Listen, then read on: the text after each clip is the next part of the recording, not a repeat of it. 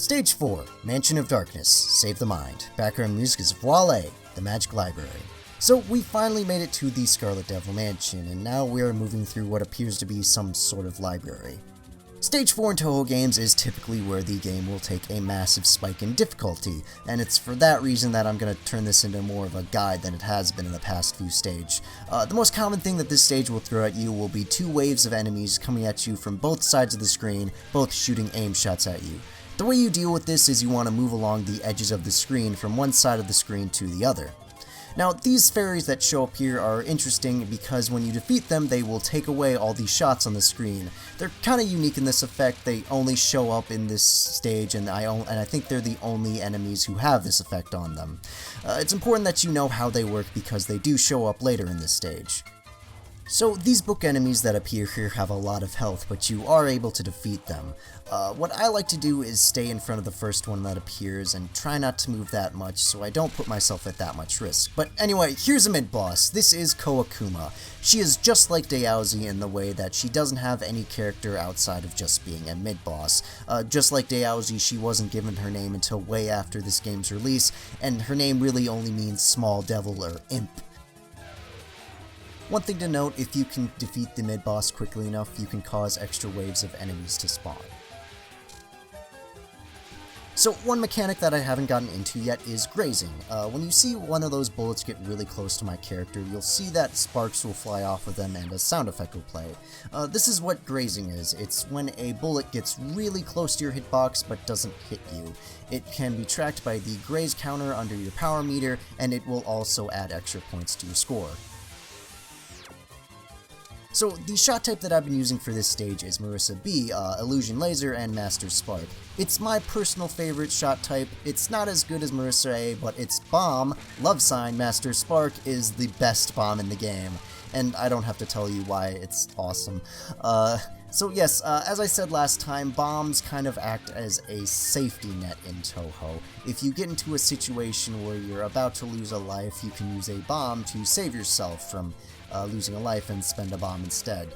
There's also a mechanic called death bombing, which is when you use a bomb at the exact second you get hit to spend a bomb instead of losing a life. Bombs also do massive damage to any enemies or bosses on the screen. But anyway, that's the end of this stage. On to the boss.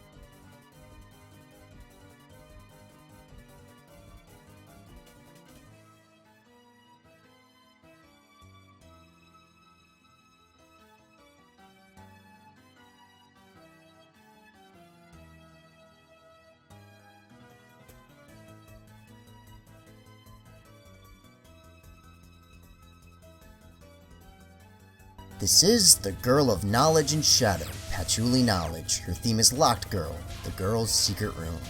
Her profile in this game reads as this: ability manipulating fire, water, wood, metal, earth, sun, and moon. The 4th stage boss. She is the friend of the young mistress and is a witch who has lived for 100 years, the 1 weak girl. Her weak constitution makes her poor at physical combat, but she makes up for that with her various and powerful magical attacks. Patchouli's ribbon is not a holy charm, but rather an accessory that boosts her magical power. Since she's a genuine witch, her magical power is terrifying. However, because of the asthma she was born with, she can often not finish reciting the spells. She also seems to have a vitamin A deficiency. So Patchy's boss fight works a little bit differently than all the others in the game. Depending on which character and which shot type you use, she will actually use completely different spell cards, which gives her a whopping total of 13 different spell cards on normal mode. Now I'm going to try and go through all of them, so bear with me, this might get a little bit confusing. So, if you're using Reimu A, then her first spell card will be Fire Sign, Agni Shine. There are 2 sets of spinning fireballs, one going counterclockwise and the other going clockwise. It's pretty easy to tell where you need to be in this spell card, but you want to watch where the pattern's going because you want to make sure you're not caught in between crisscrossing fireballs. If you're using Marissa A, then her first spell card will be Wood Sign, Sylphe Horn. The main challenge with this one is that these shots are coming at you diagonally. This might not be a direction that you're used to, so you're going to want to shift your focus on what's coming at you diagonally instead of what's coming at you straight forward. If you're using Reimu B, then our first spell card will be Water Sign, Princess Undine. Move to the side to dodge lasers, then move through the path created by the blue orbs. Now, I feel like Reimu B is the hardest version of this boss fight, and this is also the shot type that I have the least practice on, so I apologize if my performance here isn't as great as you might want it to be. And if you're using Marissa B, then her first spell card will be Earth Sign, Rage Trilithon. You don't want to move too much for this one, just focus on your diagonals and let the shots move past you instead of moving through them. Now, Patchy's profile referred to her as the 1 weak girl. This refers to each of the elements that she controls correlating to a day of the week. It also said she has a weak constitution. She appears to be either anemic or asthmatic or have some sort of vitamin deficiency, and this probably comes from the fact that she spends all of her days in a dark, dusty library. Now, for her second spell card, she will use a more powerful version of a first spell card that she uses in a different fight. So, if you're using Reimu A, then her second spell card will be Earth Sign, Rage Trilithon, High Level. If you're using Marissa A, she'll use Fire Sign, Agni Shine, High Level.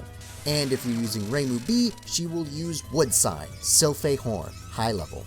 All of these spell cards have the same basic strategy as before, just with extra bullets added in.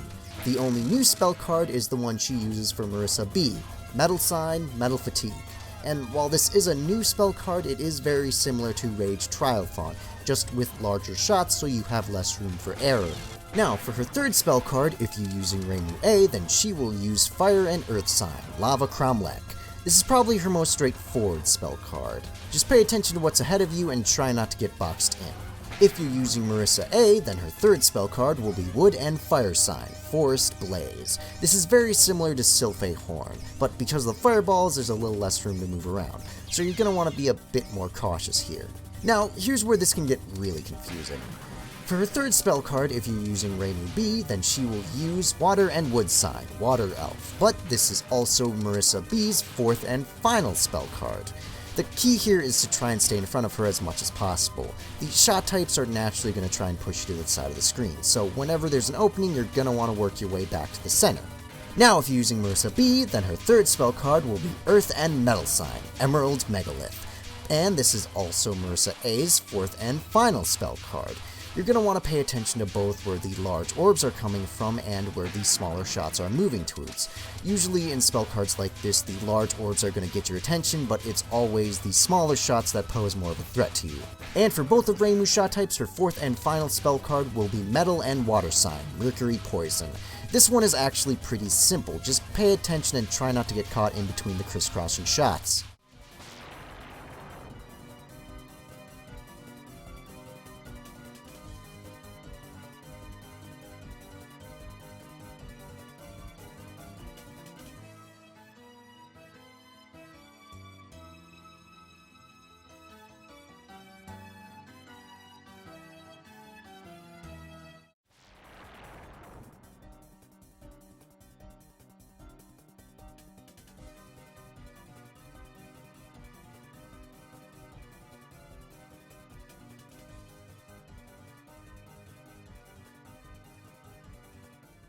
That's the end of Stage 4. See you guys at Stage 5.